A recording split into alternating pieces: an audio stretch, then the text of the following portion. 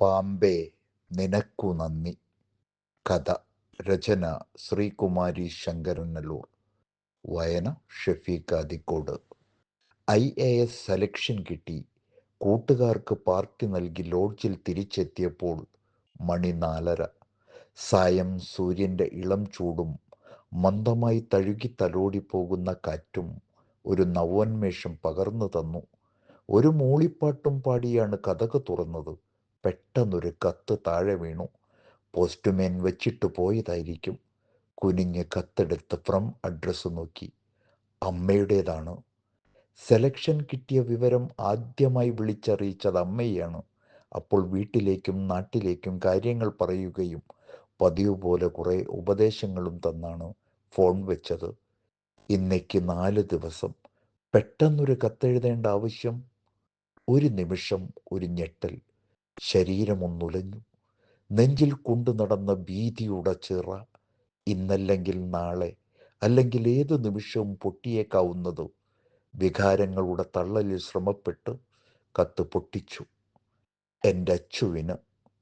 എൻ്റെ മോൻ അമ്മയുടെ പ്രതീക്ഷകൾക്കും അപ്പുറം വളർന്നു കഴിഞ്ഞു. ഇനി നിനക്ക് വേണ്ടതൊരു കുടുംബമാണ്. നീ വിവാഹം കഴിക്കണം. പക്ഷേ അത് കാണാൻ ഈ അമ്മയുണ്ടാവില്ല. എൻ്റെ പൊന്നുമോൻ വിഷമിക്കരുത്. അമ്മ വളരെ ആലോചിച്ചെടുത്തൊരു തീരുമാനമാണ്. വധുവിൻ്റെ വീട്ടുകാർ, അച്ഛൻ, അമ്മ, കുടുംബം എന്നു തുടങ്ങി പല കാര്യങ്ങളെക്കുറിച്ചും അന്വേഷിക്കും. അതിനെല്ലാം ഉത്തരം പറയാൻ എൻ്റെ മോൻ വിഷമിക്കും. ബന്ധവും സ്വന്തവും ഒന്നുമില്ലെങ്കിലും ഒരു IASകാരനെ മരുമകനാക്കാൻ ആരും കൊതിക്കും. എൻ്റെ മോൻ ആരുടെ മുന്നിലും തല കുനിക്കുന്നത് അമ്മയ്ക്കിഷ്ടമല്ല. ഇനി അമ്മ പറയുന്ന കാര്യം മോൻ ശ്രദ്ധിക്കണം. നിന്റെ അഡ്മിഷൻ രജിസ്റ്ററിൽ പിതാവിൻ്റെ സ്ഥാനത്തുള്ള ഈശ്വർ നിന്റെ അച്ഛനല്ല. അങ്ങനെ ഒരാളില്ല. അധികം ചോദ്യങ്ങൾ ഒഴിവാക്കാൻ ഞാൻ അങ്ങനെ ചേർത്തതാണ്. പിന്നെ നാട്ടിൽ ചിലരെങ്കിലും ഞാൻ പിഴച്ചു പെറ്റതാണ് നിന്നെ എന്നും നീയും കേട്ടിരിക്കും. ഒരു പെണ്ണായിപ്പോയി എന്നൊറ്റ കാരണം കൊണ്ട് സംഭവിച്ചതാണ്. 3-4 പേർ ഒരുമിച്ച് ചേർന്നാൽ ഏത് പെണ്ണും തളരും. ആ ദിവസം ഇന്നലെ എന്ന പോലെ ഓർക്കുന്നു. കൂട്ടുകാരിയോടൊപ്പം ക്ഷേത്രത്തിൽ പോയി മടങ്ങി വരികയായിരുന്ന എന്നെ ക്ലബിൽ നിന്നും ഇറങ്ങി വന്ന 4 മാന്യന്മാർ ബലമാടി പിടിച്ചു കാറിൽ കയറ്റിക്കൊണ്ടുപോയതാണ്. ആവശ്യം കഴിഞ്ഞപ്പോൾ അവർ ഒരു കുറ്റിക്കാട്ടിൽ ഉപേക്ഷിച്ചു. നാട്ടുകാർ എന്നെ ആശുപത്രിയിലാക്കി. അവിടെ നിന്നും ഭ്രാന്താശുപത്രിയിൽ. 1 വർഷം കഴിഞ്ഞപ്പോൾ കൈക്കുഞ്ഞായ നീയുമായിട്ടാണ് ഞാൻ പുറത്തിറങ്ങിയത്. തോൽക്കാൻ എനിക്ക് മടിയായിരുന്നു. അതുകൊണ്ടാണ് എൻ്റെ പൊന്നുമോനെ കുട്ടി ആരുമില്ലാതെ, എൻ്റെ പൊന്നുമോനെയും കൂട്ടി ആരോരുമില്ലാതെ ഈ വയനാട് ജില്ലയിലെത്തിയത്. നീ എൻ്റെ മകനാണ്. പക്ഷേ അത് മറ്റുള്ളവരുടെ മുന്നിൽ ബോധ്യപ്പെടുത്താൻ അധികം പ്രയാസപ്പെടേണ്ടി വരും. ഞാൻ കൂടി ഇല്ലാതായാൽ അച്ഛനും അമ്മയും മരിച്ചുപോയി എന്ന് പറഞ്ഞു ആ ചാപ്റ്റർ ക്ലോസ് ചെയ്യാം. അതാണ് നിന്റെ ശോഭനമായ ഭാവിക്ക് നല്ലത്. എൻ്റെ മോൻ ഉയരങ്ങളിലെത്തുന്നത് ഞാൻ സ്വർഗത്തിലിരുന്ന് കണ്ട് ആശ്വസിച്ചു കൊള്ളാം. നിനക്ക് ഈ കത്ത് കിട്ടുമ്പോഴേക്കും ഞാൻ ഈ ലോകം വിട്ടിരിക്കും. എൻ്റെ മോന് അമ്മയുടെ പൊന്നുമ്മകൾ എന്ന് അച്ചുട്ടൻ്റെ പൊന്നമ്മ. കത്ത് പിടിച്ച് ഒരു നിമിഷം തളർന്നുപോയി. എൻ്റെ അമ്മേ. ചാടി എഴുന്നേറ്റു. സമയം 5:30. എത്രയും വേഗം അമ്മയുടെ അടുത്തെത്തണം. ഈ കാര്യങ്ങളെല്ലാം തനിക്കറിയാമായിരുന്നെന്നും അമ്മ ഒരു തെറ്റ് ചെയ്തിട്ടില്ലെന്നും മാതൃത്വത്തിൻ്റെ ദേവതയാണ് അമ്മയെന്നും ഉറക്കെ വിളിച്ചു പറയാൻ മനസ്സു വെമ്പി. ടാക്സി സ്റ്റാൻഡിലേക്ക് നടന്നു, അല്ല ഓടി. പുറപ്പെടും മുമ്പ് ടാക്സി ഡ്രൈവറുടെ കൈകൂട്ടി പിടിച്ച്, എൻ്റെ അമ്മയ്ക്ക് സുഖമില്ല. വയനാട്ടിൽ എത്രയും വേഗം എത്തണം. ചേട്ടൻ എന്നെ സഹായിക്കണം.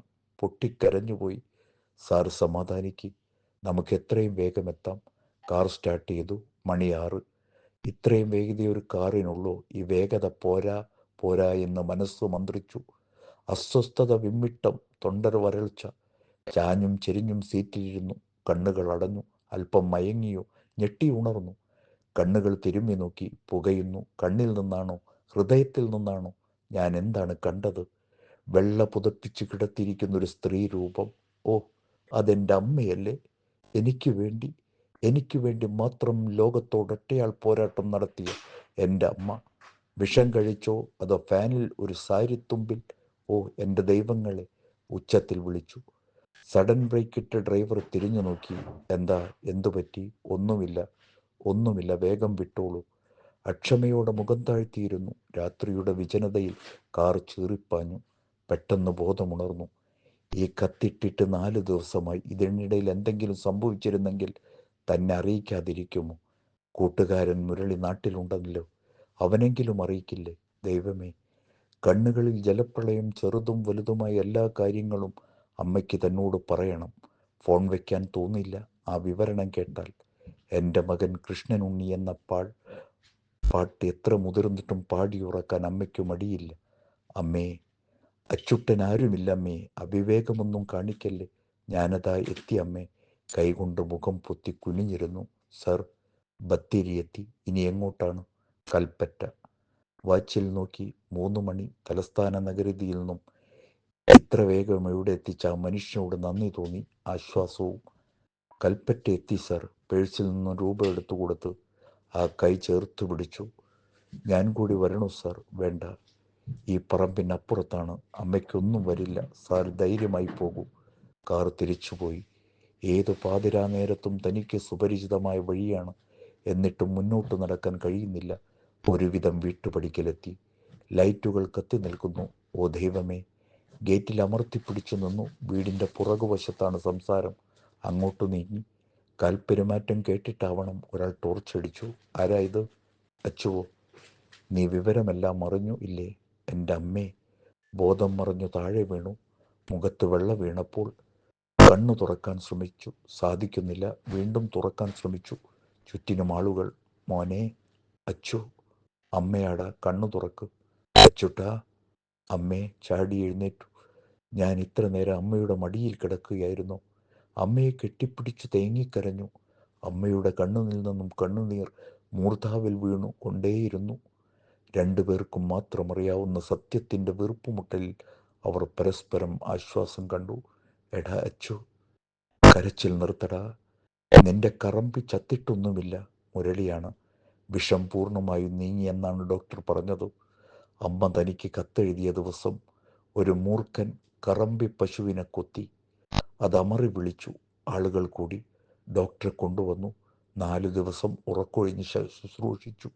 അപ്പോൾ അമ്മയ്ക്ക് അവൻ ഊഹിക്കാൻ കഴിഞ്ഞു. പ്രിയപ്പെട്ട പാമ്പേ, നിനക്ക് നന്ദി. അറിയാതെ പെറുപെറുത്തു. പശുവിനെ പാമ്പ് കടിച്ചെന്നറിഞ്ഞ് തിരുവനന്തപുരത്തു നിന്ന് വന്ന് ബോധം കെട്ട് വീണ ആദ്യത്തെ പുരുഷൻ ഇവനായിരിക്കും. എല്ലാവരും പൊട്ടിച്ചിരിച്ചു. അവൻ അമ്മയോട് ഒന്നുകൂടി ചേർന്നിരുന്നു. സുരക്ഷിതം, ഗർഭപാത്രത്തിൽ എന്ന പോലെ.